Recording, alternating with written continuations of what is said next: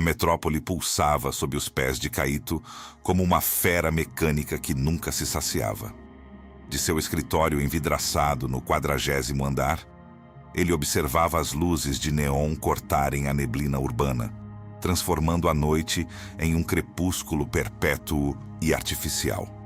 Para o mundo exterior, Kaito era o ápice do sucesso absoluto, um arquiteto cuja mente desenhava o futuro com a precisão inabalável de um algoritmo de alta tecnologia. Mas, dentro daquele terno italiano perfeitamente ajustado e caro, existia um homem que não se lembrava da última vez que respirou profundamente, sentindo o ar preencher cada canto de seus pulmões. O oxigênio parecia faltar, não por uma patologia física óbvia, mas por um aperto invisível e persistente que se instalara em seu peito muitos anos atrás e nunca mais o abandonara, nem mesmo por um instante. Cada novo contrato milionário assinado, cada prédio monumental inaugurado, era apenas mais uma pedra enorme colocada em uma mochila invisível que ele carregava sem descanso ou trégua. Ele vivia sob a tirania constante do "e se?". E se ele falhasse agora? E se os sócios percebessem sua exaustão profunda? E se o legado que seu pai tanto prezava fosse manchado por um único momento de fraqueza humana? A insônia crônica tinha transformado suas noites solitárias em um verdadeiro campo de batalha mental. Enquanto a cidade finalmente silenciava por breves horas na madrugada, a mente de Kaito gritava com uma intensidade ensurdecedora. Ele revisava plantas complexas, antecipava problemas logísticos e calculava riscos financeiros em um loop infinito que drenava sua vitalidade. O relaxamento para ele era um conceito alienígena, quase um pecado ou uma rendição. Ele acreditava piamente que a pausa era o primeiro passo inevitável em direção à mediocridade que tanto temia. Na sua lógica interna distorcida, o sucesso era como manter centenas de pratos de porcelana girando simultaneamente em hastes finas. Se ele parasse de correr por um segundo, se relaxasse um único músculo de seu corpo tenso, tudo se espatifaria no chão de forma irreversível. Esse medo não era apenas uma pressão profissional. Era uma promessa silenciosa e pesada, feita diante de um leito de hospital. Um compromisso de nunca ser um fracasso, de sempre ser a base sólida sobre a qual a família e os grandes negócios se apoiavam. No dia da reunião decisiva que mudaria tudo, o ambiente no escritório de luxo estava carregado de uma eletricidade estática quase palpável. Os sócios, homens cujos sorrisos eram tão afiados quanto suas táticas agressivas de mercado, esperavam que Kaito entregasse a peça central de seu império arquitetônico. Ele subiu ao palanque com a maquete física em mãos, uma estrutura intrincada que representava meses de trabalho obsessivo e noites em claro. Mas a natureza sempre cobra seu preço de quem tenta ignorar os limites do cansaço. No exato momento em que ele começou a explicar a curvatura complexa do vidro, algo dentro dele se rompeu definitivamente. Suas mãos, as ferramentas precisas que deram vida a tantas visões futuristas, começaram a traí-lo de forma cruel. O tremor começou de maneira suave, uma vibração que ele tentou desesperadamente disfarçar, segurando a base da maquete com mais força. Contudo, quanto mais ele tentava controlar o movimento muscular, mais violento e incontrolável ele se tornava aos olhos de todos. Seu coração martelava freneticamente contra as costelas, um ritmo descompassado que parecia querer escapar de sua caixa torácica sufocante. O suor frio brotou em sua testa, e a visão de Kaito começou a escurecer perigosamente nas bordas. Ele viu os rostos dos sócios mudarem lentamente de admiração para uma confusão genuína, e, por fim, para um desdém mal disfarçado. Em um movimento brusco e totalmente involuntário, a maquete preciosa escorregou de seus dedos trêmulos. O som do impacto violento contra o chão de mármore polido foi como o estalar seco de um osso quebrando no silêncio. Pedacinhos de plástico, metal e acrílico se espalharam por toda a sala, revelando a todos os presentes a fragilidade de sua fachada de perfeição absoluta. Ele não conseguiu dizer uma única palavra de desculpa. O grande Kaito, o homem de ferro da arquitetura moderna, estava ali, diante deles, com as mãos vazias e os olhos perdidos em um vazio existencial. Humilhado e sem rumo, ele se retirou para sua sala privada, o silêncio do corredor sendo mais doloroso do que qualquer crítica verbal que pudesse receber. Sobre sua mesa de carvalho, um pequeno bilhete anônimo esperava por ele de forma misteriosa.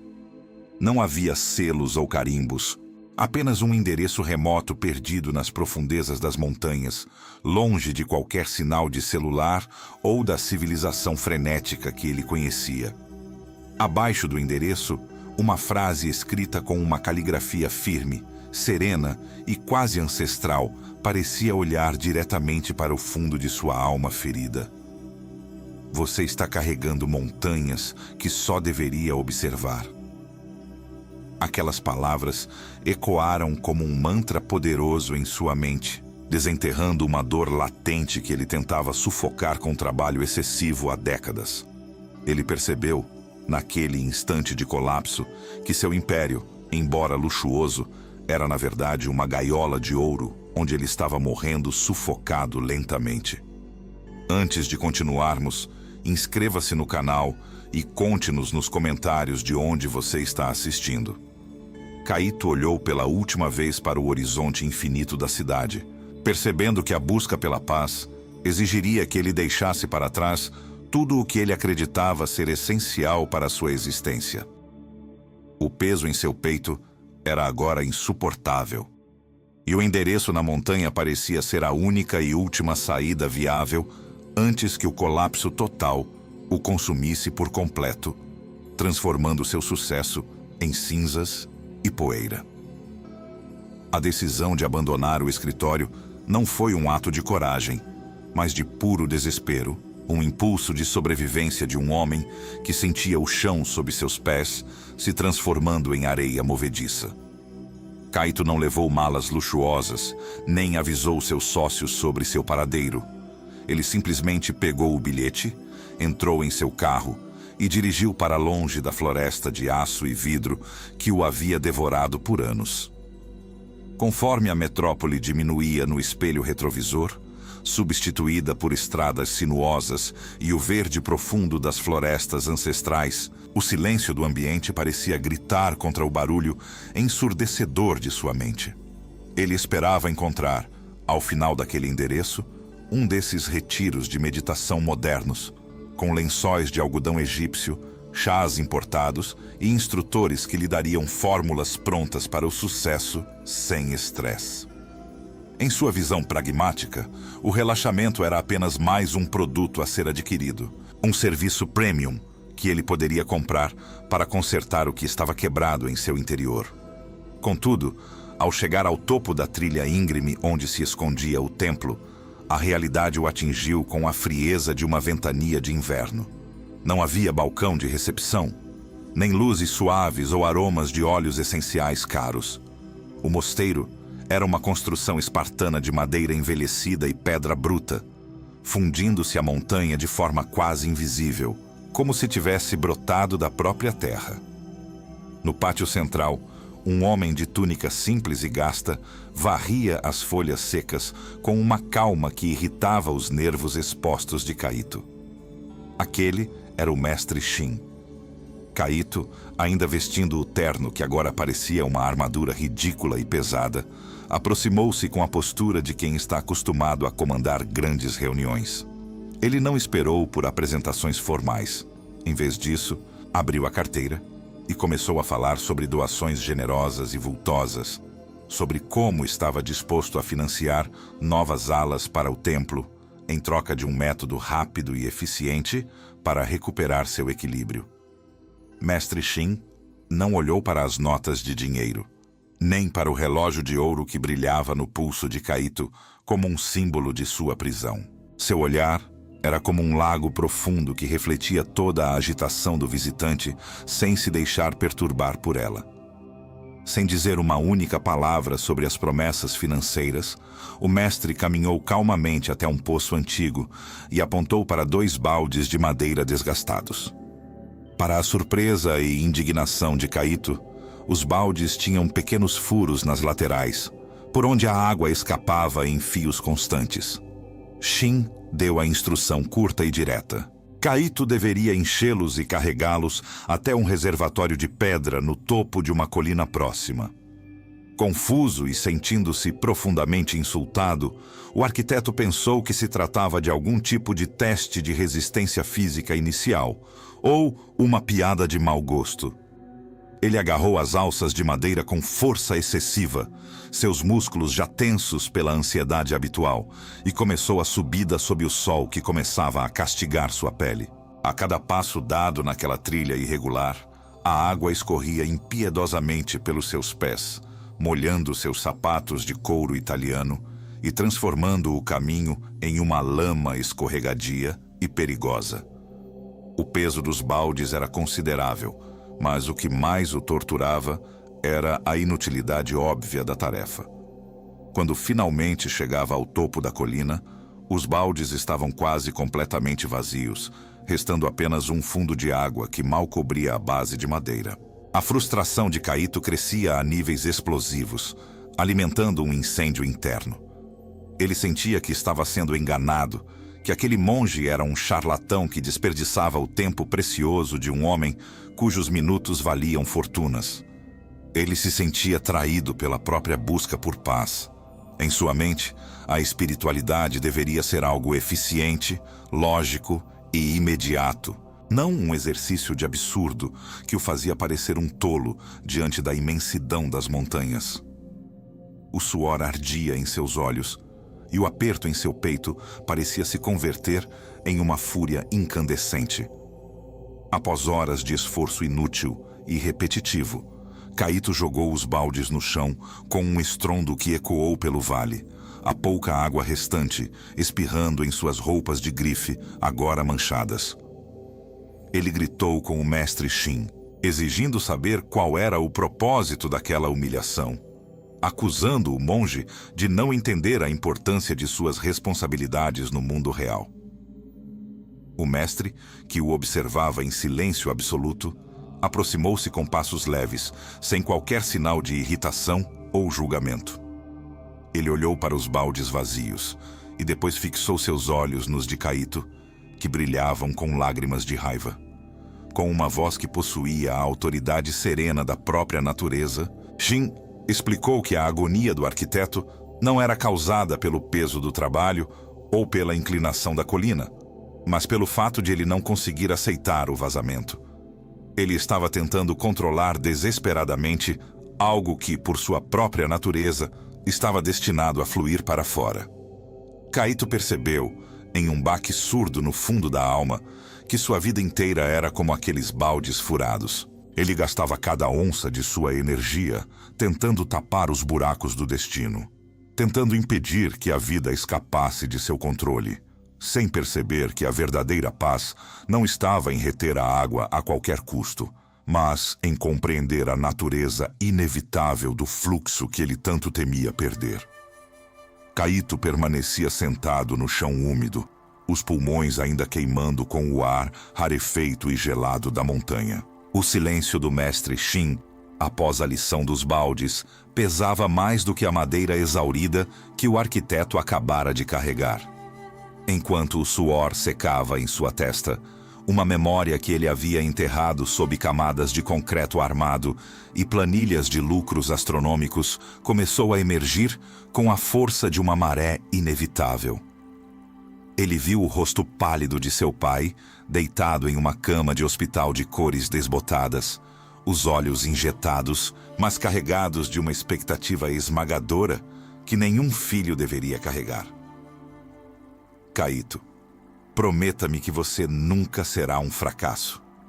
Prometa que será o maior, para que ninguém possa te ignorar como fizeram comigo.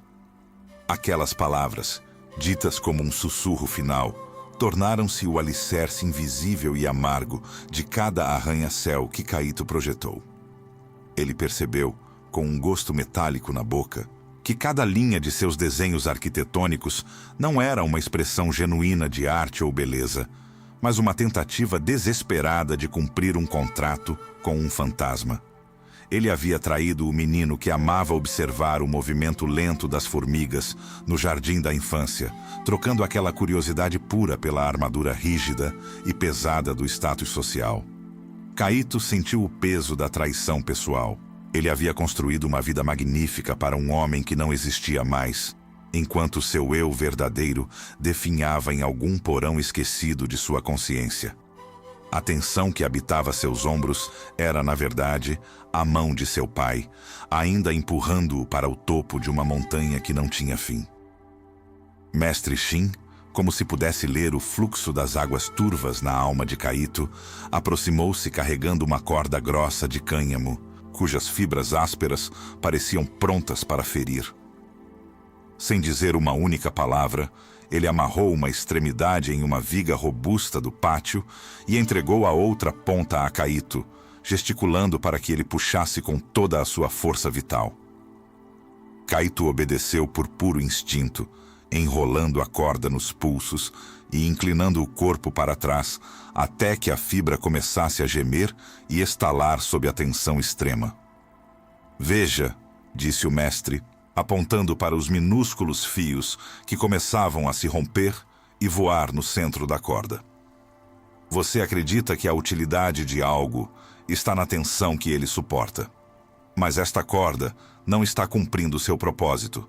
Ela está apenas esperando o momento exato de arrebentar e se tornar inútil. Você é essa corda, Caíto. Sua mente não está criando, ela está apenas resistindo ao estiramento da existência." O monge então falou sobre dukkha, a verdade budista de que o sofrimento não nasce do esforço ou do trabalho, mas do apego febril e doentio aos resultados. Caíto percebeu que sua insônia crônica era o medo constante de que a corda de sua vida, enfim, cedesse. Subitamente, o céu sobre o mosteiro mudou de tom, assumindo um cinza metálico e opressor que parecia engolir os picos ao redor. O vento começou a uivar pelas frestas das pedras, trazendo o cheiro forte de terra molhada e eletricidade. Em vez de oferecer o abrigo do templo, o mestre Shin apontou para o centro do pátio descoberto. "Sente-se", ordenou ele com uma firmeza inabalável. "A tempestade não pede permissão para acontecer, e você também não pedirá trégua a ela hoje." Caíto, tremendo de frio e exaustão, cruzou as pernas sobre as pedras pontiagudas, enquanto as primeiras gotas pesadas de chuva começavam a cair como projéteis. O impacto da água gélida era como agulhas penetrando sua pele, mas ele não se moveu. Ele tentou fechar os olhos e buscar o vazio, mas o que encontrou foi uma visão perturbadora. No centro de sua mente, ele se viu em seu escritório luxuoso de vidro e aço, mas não estava vestido com seu terno de grife. Ele estava nu e vulnerável, e milhares de fios de ouro finíssimos, como teias de uma aranha mecânica, saíam das paredes e se enrolavam em seu pescoço, braços e pernas. Os fios brilhavam com uma beleza sedutora, representando cada prêmio, cada conta bancária e cada elogio que ele acumulou. Mas cada vez que ele tentava respirar, o ouro apertava sua traqueia. Ele estava sendo estrangulado pela própria riqueza, sufocado pelo brilho do que o mundo chamava de triunfo.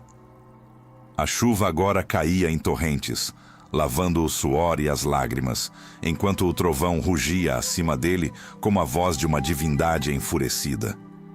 Caíto sentia que ia desaparecer sob a força da natureza, preso entre a promessa antiga feita ao pai e a realidade de sua própria asfixia. O ouro em sua visão começava a queimar como brasas, e ele percebeu que o sucesso que ele tanto protegera era o carrasco que finalmente apertava o laço. A chuva agora caía em torrentes, mas o fogo que consumia o interior de Caíto era mais devastador que qualquer elemento da natureza. Aquela visão perturbadora dos fios de ouro sufocando sua alma não desapareceu com o abrir dos olhos. Ela se transformou em uma raiva visceral, uma necessidade desesperada de destruir o silêncio que o mestre Shin cultivava com tanta paciência. Kaito não suportava mais a sensação de impotência que o mosteiro lhe impunha. Ele se levantou bruscamente, as articulações protestando contra o frio intenso, e o primeiro grito que escapou de seus lábios foi um som animal, carregado de décadas de repressão emocional. Ele avançou em direção ao mestre, que continuava sentado, imperturbável, e começou a vomitar palavras, como se fossem estilhaços de vidro afiado. Ele o acusou de charlatanismo, gritando que aquele isolamento era uma farsa para quem não tinha a coragem de enfrentar a realidade brutal do mundo moderno. Kaito enumerou seus feitos com desespero. Os arranha-céus que desafiavam a gravidade, a complexidade dos sistemas que gerenciava, a responsabilidade de manter viva a promessa que fizera ao pai no leito de morte. Você não sabe o que é o peso real.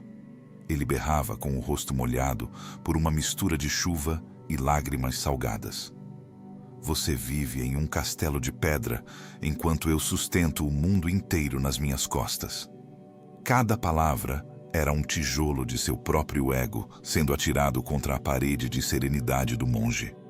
Kaito estava convencido de que sua atenção era a única coisa que impedia seu universo de desabar. E a calma de Shin era um insulto pessoal à sua luta diária. No entanto, o mestre Shin não recuou, não se defendeu e sequer piscou diante do ataque furioso. Ele esperou que o último eco da voz de Kaito fosse engolido pelo rugido do vento que açoitava as árvores ao redor. Quando o arquiteto finalmente desmoronou, ofegante e vazio de fúria, o monge apenas estendeu o braço e apontou para o chão de pedra. Entre as lajes irregulares do pátio, uma pequena poça d'água se formara. Ela estava frenética, a superfície sendo constantemente golpeada pela chuva pesada, criando círculos caóticos que se chocavam e se destruíam. "Olhe", disse o mestre com uma voz que parecia vir do centro da terra. "Enquanto você for a chuva, que golpeia a si mesmo, nunca saberá quem realmente é." Kaito inclinou o corpo, os olhos fixos na água turva. Lentamente, como se respondesse ao silêncio súbito do homem, a tempestade começou a amainar, transformando-se em uma garoa fina e delicada. A agitação da poça cessou quase instantaneamente. O que Kaito viu no reflexo o paralisou de forma absoluta. Não era o rosto do arquiteto implacável que estampava as capas de revistas de design internacional. Era a face de um estranho, um homem cujos olhos carregavam uma exaustão milenar e uma tristeza que ele nunca se permitira sentir. Ele viu a própria fragilidade refletida naquela pequena moldura líquida e, pela primeira vez em anos, a máscara de aço que ele construíra ao redor do coração começou a rachar com a autoridade serena da própria verdade. O colapso emocional foi imediato e devastador. Kaito caiu de joelhos sobre as pedras geladas, os ombros sacudindo em soluços violentos que pareciam vir das profundezas de seu estômago. Ele soltou o controle que sustentara como uma armadura pesada demais para qualquer mortal carregar. Naquele momento de rendição total, a mente de Kaito viajou para longe dali, para um passado onde a luz do sol era quente e acolhedora. Ele se viu pequeno, agachado em um jardim humilde, observando com fascínio absoluto o caminho laborioso de uma fileira de formigas. Naquela época, ele era feliz apenas por existir, por ser parte do movimento natural do mundo sem precisar comandá-lo. Ele percebeu que havia trocado aquela paz por uma gaiola de ouro, construída para satisfazer o orgulho de um homem que já havia partido. Foi quando o mestre Shin se aproximou e, com uma ternura inesperada, tocou-lhe o topo da cabeça naquela montanha sagrada. "Você carrega o fantasma do seu pai como se ele fosse um juiz", sussurrou o monge. "Mas você precisa saber de algo que as montanhas guardam há muito tempo. Seu pai esteve aqui, Kaito. Há muitos anos, ele se sentou exatamente neste pátio, chorando as mesmas lágrimas que você chora agora. Ele buscava a mesma cura para a mesma dor, mas o mundo o chamou de volta antes que ele pudesse aprender a soltar. A revelação atingiu Kaito como um raio. O império de ansiedade que ele construíra não era um tributo à força do pai, mas a continuação de sua maior fraqueza. A promessa de nunca fracassar era, na verdade, uma herança de sofrimento que ele agora tinha a chance de finalmente encerrar. O silêncio que se seguiu à revelação sobre o destino de seu pai não era mais preenchido por uma angústia estéril, mas por uma compreensão ancestral que parecia vibrar nas paredes de pedra do templo. Kaito sentia como se um véu espesso tivesse sido finalmente rasgado, expondo a arquitetura frágil e dolorosa de sua própria vida. Mestre Shin, observando a tempestade interna acalmar-se no peito do arquiteto, levantou-se e entrou na pequena cabana de madeira adjacente ao pátio. Quando retornou, trazia entre as mãos algo pequeno e aparentemente sem valor. Uma xícara moldada em argila crua, ainda opaca e úmida, desprovida do brilho protetor do esmalte ou da resistência conferida pelo fogo. O monge colocou o objeto na palma da mão direita de Kaito e deu uma ordem direta, com uma firmeza que não admitia hesitação. Segure-a com toda a força que você usou para erguer seu império na metrópole e não permita que ela escape por nada neste mundo. Kaito, condicionado por décadas de esforço implacável e pela convicção de que o controle absoluto era a única barreira contra o fracasso, fechou os dedos ao redor da argila. Seus músculos se retesaram instantaneamente, os tendões de seu antebraço saltando sob a pele pálida e fria. Ele apertou a peça com a mesma intensidade com que costumava fechar contratos multimilionários e com a ferocidade com que protegia sua imagem pública contra os competidores ferozes. Em poucos segundos, um estalo seco e sutil ecoou no pátio silencioso. Uma rachadura fina e irregular serpenteou pela lateral da xícara. A argila começou a ceder e a se desintegrar sob aquela pressão desproporcional. O pânico brilhou nos olhos de Kaito. Ele acreditava que, se aquela xícara se quebrasse, ele teria falhado em mais um teste fundamental, provando sua incapacidade de sustentar o peso das responsabilidades que lhe eram confiadas. "Pare", sussurrou o mestre Shin, pousando sua mão quente sobre o punho cerrado do homem mais jovem. "Você vê o que está fazendo com o seu próprio dom? No seu medo desesperado de que a vida lhe escape ou caia, você está destruindo a própria essência que tenta proteger.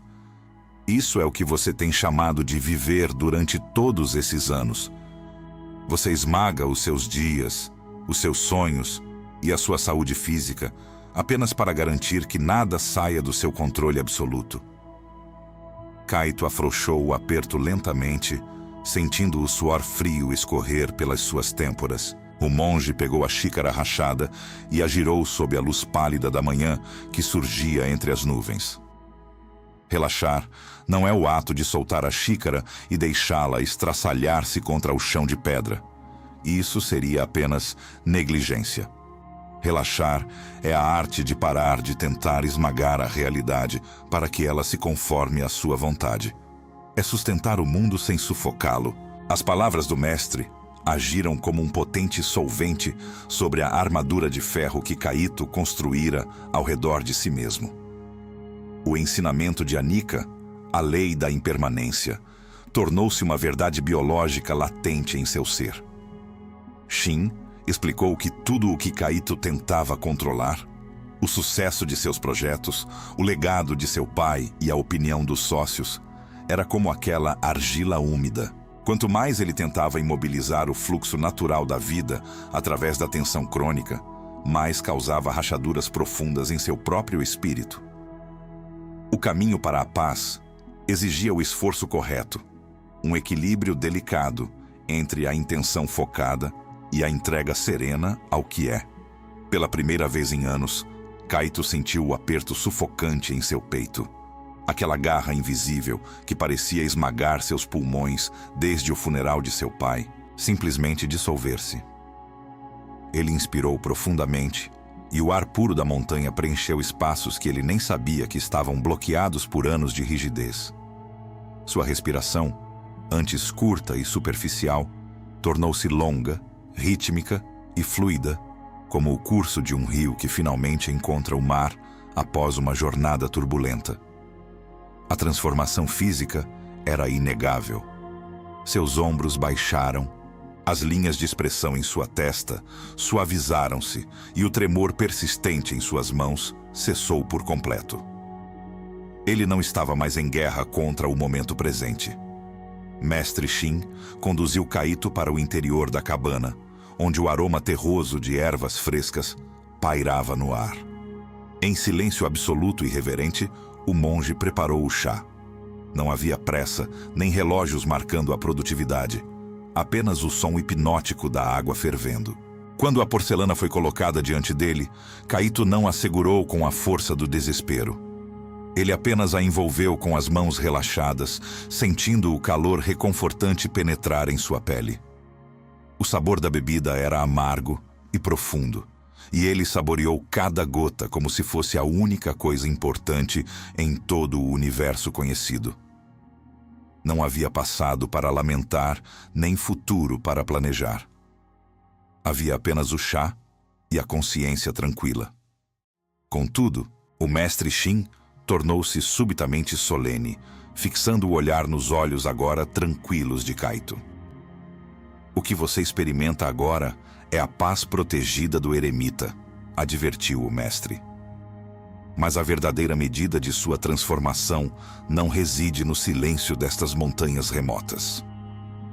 Este templo é apenas um espelho para sua alma, o desafio real, o teste de fogo para a sua nova visão, aguarda por você no coração do monstro de aço e vidro que você ajudou a construir. Kaito sentiu um leve calafrio de antecipação. Ele compreendeu que a calma cultivada ali teria que ser mantida diante do caos vibrante da metrópole. O mestre deu o aviso final. A prova de que você aprendeu a relaxar não é o quanto medita aqui, mas o quanto mantém essa xícara inteira quando a multidão começar a empurrá-lo de volta ao abismo da ansiedade. Sua verdadeira jornada começa no retorno ao barulho do mundo. A jornada de descida da montanha foi para Kaito um rito de passagem silencioso. Cada passo para longe do isolamento do templo testava a integridade da nova arquitetura interna que ele construíra sob a tutela de Mestre Shin. O ar perdeu a pureza do gelo e ganhou o peso da fuligem do progresso, mas a respiração de Kaito permaneceu profunda e rítmica.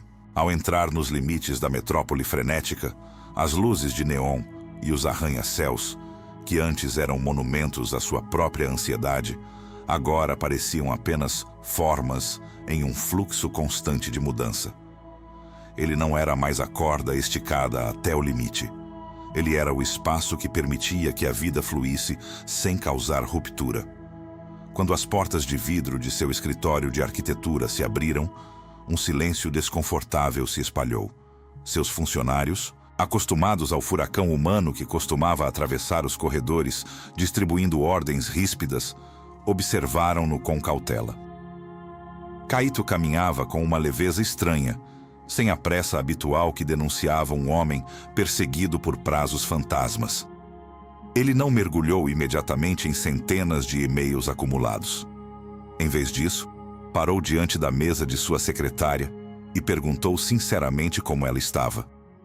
Não era uma formalidade, mas um reconhecimento da humanidade que ele havia ignorado em sua busca cega pela perfeição e pelo legado de seu pai. Na sala de conferências, os sócios o aguardavam com expressões sombrias. Havia uma crise em um dos projetos mais ambiciosos da firma. Um atraso estrutural que ameaçava multas pesadas. O ambiente estava saturado de uma toxicidade familiar, onde todos buscavam culpados para proteger suas posições. O Kaito do passado teria entrado naquela sala como um guerreiro ferido, gritando sobre responsabilidade e exigindo sacrifício total. Mas o Kaito que se sentou à mesa apenas ouviu o caos das vozes com uma serenidade que beirava o incompreensível para aqueles homens. Quando finalmente falou, sua voz não carregava o peso da ameaça. Ele explicou que erros faziam parte da natureza impermanente de qualquer construção e que a solução viria da clareza, não do pânico. Delegou a reestruturação do cronograma a uma equipe de jovens arquitetos, confiando plenamente em sua capacidade. Seus sócios se entreolharam, desarmados. A agressividade deles não encontrou resistência onde bater e, sem atrito, a tensão da sala simplesmente evaporou.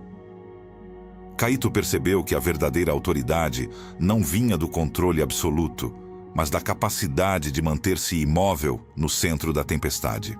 Ao longo das semanas seguintes, a transformação de Kaito tornou-se o novo alicerce da empresa. Ele descobriu que a produtividade nascia da presença e que o relaxamento não era o oposto do trabalho, mas o combustível necessário para a excelência. Ele perdoava erros e falhas técnicas, entendendo que o apego ao fracasso apenas impedia a evolução.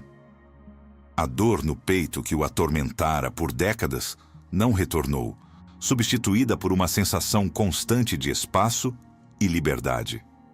Ele compreendeu, enfim, que o sofrimento nasce do desejo de que as coisas sejam diferentes do que são. Ao aceitar a realidade, ele parou de lutar contra a maré. A sabedoria de Mestre Shin tornou-se sua bússola final. Relaxar é um ato de suprema coragem. É a coragem de aceitar que a vida é um fluxo incessante de ganhos e perdas e que a tentativa de segurar as coisas com força excessiva é o que causa a rachadura na alma. A segurança que ele buscava no controle era uma ilusão.